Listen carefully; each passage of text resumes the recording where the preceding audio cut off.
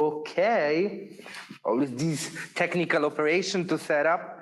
So, welcome Portrait EXO to the question and answer. And hi, how are you doing? I'm good. It's been really surreal to be a part of any kind of like live-ish event. It feels a bit like I'm still in a dream. You know? Yeah, you are. This is not real. Yeah. You're just like under effect of substances. So since this is a dream anyway, might as well just like do what we can, right? Yeah, of course. Can we get like flying peanut butter jelly sandwiches? I've never eaten that. I'm Italian. I eat other junk food. And how did you feel the performance was? Interesting. Okay. Firstly, it's like doing live ambient music isn't really what I usually do, but I just felt very like compelled to do more ambient style music since the beginning of the pandemic, just for my own anxieties. And of course. I played it to a few friends and they enjoyed it. And I had a few of my friends like on Zoom calls and we did meditation and stuff like that. Yes, so, like meditation can really save you under this time. Can we a little bit zoom out, if I may ask that? No, okay, because we are somehow cutted on the video. We are like seen in the video. Should we scooch? Like, is this? Yes, I don't know if this is allowed, but we can do that. Is this legal? Or we could go backward a little bit. No, it's okay. Like now we are able to see each other. So that's good. If you move backwards. Yes, let's move backward. There we go. Let's move the chair. Okay, so we can see. That's way better. And so I read your bio, which is very, very, very, very, very interesting because you play with a lot of modern technology when you do your music. Tell me more about it. My latest experiment was collaborating with my project partner who specializes in machine learning with raw audio. Okay. So it's basically like the best way I can describe it in a very easy to way understand, because I always ask any coder friends I work with in this way to like explain it like you would to a 4-year-old. Otherwise, I'm not going to understand it. I love. So it's like imagine a baby brain, and you feed this baby brain like your vocals, and you ask it to sing like you, except it's not a full human. It's like a robot baby. And so we fed like 1 hour of my vocals into this neural net that learned my vocals in 2.5 days. And then I had 10 hours of new audio. And then I made an album out of it, which is coming out hopefully before the end of this year. But my timeline's been kind of screwed up a little bit because of the situation, I think, right? Yeah. Okay, and like, how did you came to the point of doing this kind of music? Did you start an approach with music in the most classical way by studying music and playing instrument and then getting there, or what is your background? I started off with classical piano, but I always wanted to study jazz. Like when I was 6, I heard this jazz band, and it was with my mom, and I just started dancing, and she was like weirded out by it. And when I asked if we could change my piano instructor or if I could learn how to play jazz music, she was like, no, classical music is the only real music. And so I think from an early age, I felt some like sense of rebellion against like any traditional teachings of music. But how much can you say, I understand it for sure, but how much can you say that classical, these years of studying classical music has been a huge part of your basis to do the kind of music that you do today? Yeah, I appreciate it a lot more now because I learned it for so long. It was like 10 years solid of training, and my instructor was ready to get me ready for like auditioning for Juilliard. And I was like, this is not the path that I want to go down. Sure. But it took me a while to appreciate my classical background because it did take a while to unlearn all the kind of like the box of classical training that I learned to like figure out something outside of it. And that adjustment wasn't that easy for me.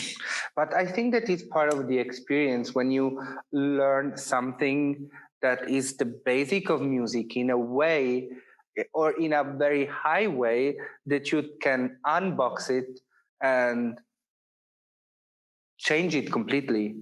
You have to have such a deep knowledge of classical music to get to the point of saying, okay, now I'm going to deconstruct everything and build it in a different way. Yeah, totally. And I guess my obsession with technology started with electronic music production. Cool. Like the first time I ever heard Bjork, Massive Attack, and Radiohead, those three artists and bands were like so game changing for me because I never heard music like that before. Okay. And it was just like the productions were just so insane. And I just wanted to learn like about everything. Like how do they make all these sounds I never heard before? And then I guess just naturally over the years, I just met other fellow geeks and all different kinds of geeks and some working in machine learning. And I guess it just ended up becoming like a natural progression. Yeah. So like you have been born in LA, raised in London, and right now you're here based in Berlin, right? So you have had the chance to see different music scene and music scene that are also alternative scene, because I don't know about LA, but I know that in London there is a big alternative scene, and of course in Berlin there is a huge alternative scene like electro. Yeah. So what are the major difference between these three scenarios that have you seen? I think all three places have an underground music culture. There's definitely an experimental underground LA music scene also. It's not as big.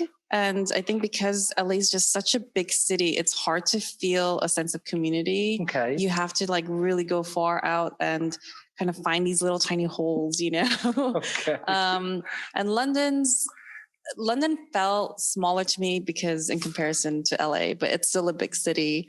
And for me, I've always been a really big fan of UK music, like Radiohead and Beatles. And so that's what brought me there, and Bowie. And so I think that's when I really fell deeper in love with electronic music production, because there were a lot more artists that I would find in London where it was not just, I guess like I don't know, at the time in LA, like electronic music was like rave music. And that's all that I was exposed to. And then when I moved to London, it was just a whole, like a bigger range of, I don't know, singer-songwriters doing bass heavy music and everything in between. And so it was kind of like experimental all the way to pop music, and just hearing how electronic music productions were made in London. And I really appreciate UK's approach to songwriting also. And Berlin, what about Berlin? Berlin is amazing because it's like you just get so many extremes in the city. Like you get everything, and no one cares who you are, and you can kind of like just try stuff out, and you can find the most experimental, weird stuff, you know? Yeah. And, I know.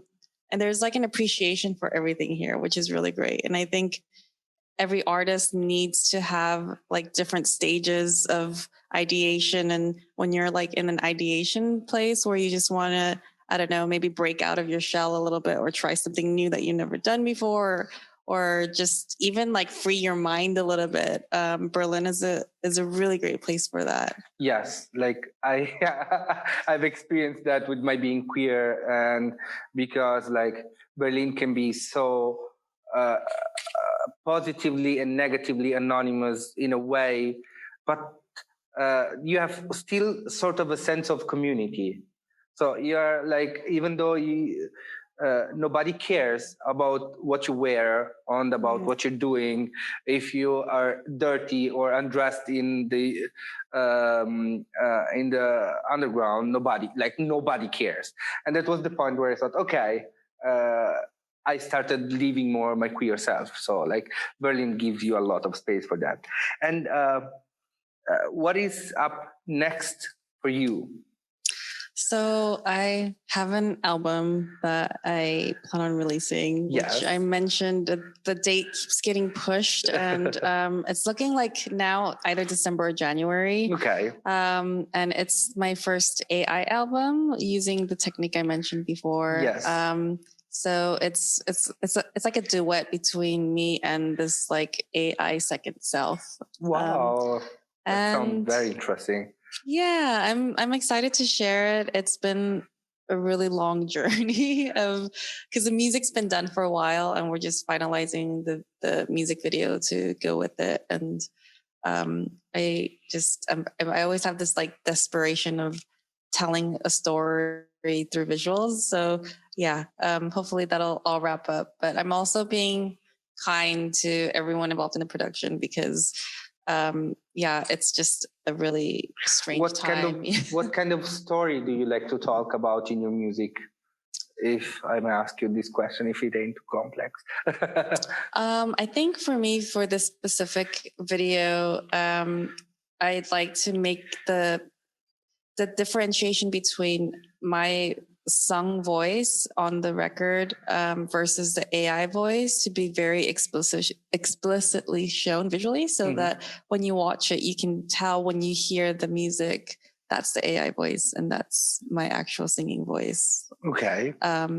So it's an idea that I've been playing around with for a little while, and we shot the music video a couple weeks ago, and so now we're just like in final process. Well, and so let's share with everybody, where can we find you all over the social network platform so that then everybody can follow you? There is a camera.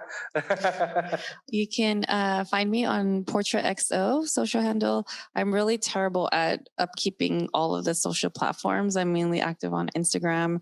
And then my main webpage has a bunch of projects and music and some of the AI stuff also that I've released. And what's your webpage? portraitxomusic.com. portraitxomusic.com. Well, thank you for this nice and amazing conversation. I really look forward to talk to you again, because I think that there is a lot that you have to communicate and I want to know more about you. Thank you. You're really welcome. Cool. And have a nice evening. You too. Ciao, Bella.